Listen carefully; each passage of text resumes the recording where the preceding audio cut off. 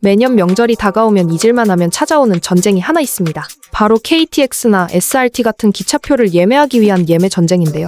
이번 추석에도 어김없이 수많은 사람이 예매를 위해 아침 일찍부터 대기했지만 결국 서버가 터져버리는 먹통 사태가 또다시 발생했습니다. 그런데 이번 사태가 유독 심각한 이유는 코레일이 이런 일을 막기 위해 무려 30억 원에 달하는 예산을 쏟아부었음에도 불구하고 벌어진 일이라는 점입니다. 대체 왜 밑 빠진 독에 물 붓기처럼 명절마다 이런 일이 반복되는 것인지 오늘 자세히 알아보겠습니다. 먼저 이번 추석에 벌어졌던 상황부터 구체적으로 짚어보겠습니다. 지난달 17일 오전 7시 코레일 앱과 홈페이지에서 추석 연휴 승차권 온라인 예매가 시작되자마자 터졌습니다. 이용자가 한꺼번에 몰리면서 서버가 마비되는 먹통 사태가 벌어진 것인데요. 이 접속 지연은 무려 1시간 50분이 넘게 이어졌고 결국 수많은 이용객이 예매를 포기하는 사태가 속출했습니다. 당시 최대 동시 접속자 수는 185만 명으로 최근 5년간 명절 예매 기간 중 가장 높은 수치를 기록했다고 합니다. 그런데 더 놀라운 사실은 코레일이 이런 일을 막기 위해 최근 6년간 전산 시스템 개선에 약 30억 원을 투입했다는 것입니다.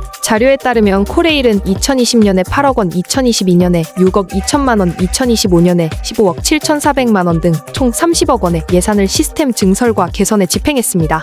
오래된 서버와 장비, 웹서버 등을 교체하며 안정적인 서비스를 제공하겠다고 했지만 결국 이번 사태를 막지는 못했던 것입니다. 그런데 이번 사태가 더욱 괘씸한 이유는 코레일 측에서도 이미 이런 상황을 완벽하게 예측하고 있었다는 점입니다. 코레일은 이번 추석 연휴 동안 약 492만 명 규모의 사전 수요가 발생할 것으로 예측했습니다. 그래서 총 5차례에 걸쳐 최대 200만 명의 동시 접속을 가정한 시뮬레이션과 부하 테스트까지 모두 완료한 것으로 확인됐습니다. 모든 것을 예측하고 대비까지 마쳤다고 했는데도 불구하고 먹통 사태가 또다시 발생한 것입니다. 이에 대해 사전에 여러 차례 시뮬레이션까지 진행했지만 문제가 발생했다는 것은 시스템 구조에 치명적인 결함이 있다는 뜻이라며 미봉책이 아닌 근본적이고 혁신적인 대책을 조속히 마련해야 한다라고 강하게 지적했습니다. 오늘 영상을 조금 정리해보자면 이번 코레일 먹통 사태는 단순히 이용자가 많아 발생한 불가항력적인 사고가 아니라는 점입니다. 코레일은 국민 세금 30억 원을 들여 시스템 개선 작업을 진행했고 최대 200만 명의 동시 접속을 가정한 시뮬레이션까지 마쳤습니다.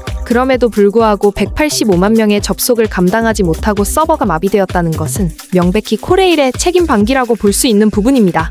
매년 명절마다 반복되는 예매 전쟁과 먹통 사태, 단순히 이용자가 너무 많아서 어쩔 수 없는 일이라고 봐야 할까요? 아니면 30억이라는 막대한 세금을 투입하고도 문제를 해결하지 못한 코레일의 명백한 무능과 책임 방기라고 봐야 할까요?